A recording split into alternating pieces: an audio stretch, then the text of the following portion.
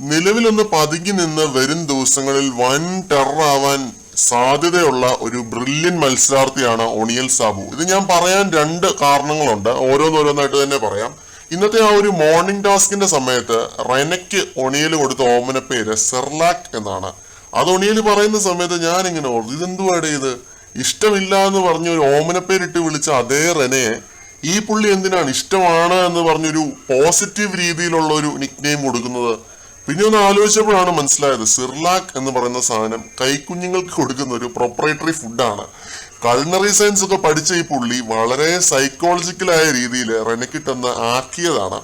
റെന ഇപ്പോഴും ഒരു കൊച്ചുകുട്ടിയാണ്, കുഞ്ഞാണ് എന്നാണ് പുള്ളി പറയാതെ പറഞ്ഞു വെച്ചത്.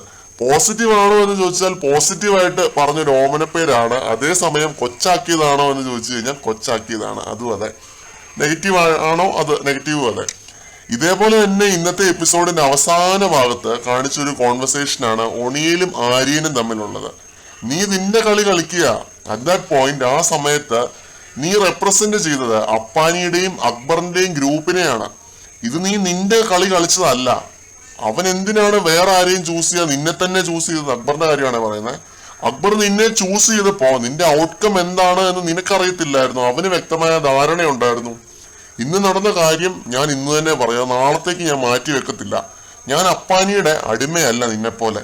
നീ അക്ബറിന്റെ നോമിനി ആയിപ്പോയി. കളിക്കുമ്പോ നീ നിന്റെ കളി കളിക്കണം ആര്യൻ.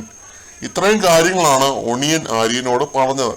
ഇത്രയും പറഞ്ഞതിൽ തന്നെ നിങ്ങൾക്ക് മനസ്സിലായി കാണും, ഷാർപ്പായിട്ടുള്ള ഒരു ഗെയിമറാണ് ഒണിയല്.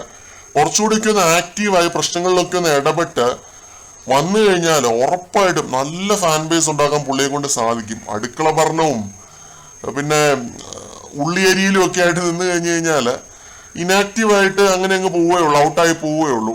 ഇനി ഇനാക്റ്റീവായി നിൽക്കാതെ ഇനിയെങ്കിലും ഈ പറഞ്ഞ പോലെ കാര്യങ്ങൾ പച്ചയ്ക്ക് തുറന്നു പറഞ്ഞ് പുള്ളി ഗെയിമിലേക്ക് ഇറങ്ങട്ടെ.